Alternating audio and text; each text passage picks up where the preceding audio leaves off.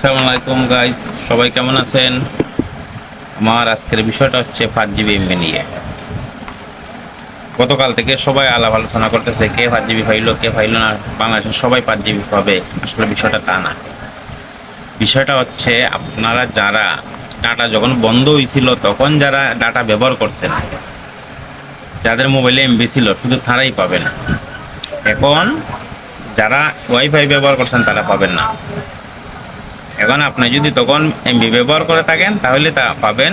এবং কীভাবে পাবেন, এখন যদি আপনি ডাটা রিচার্জ করেন তাহলে পাবেন।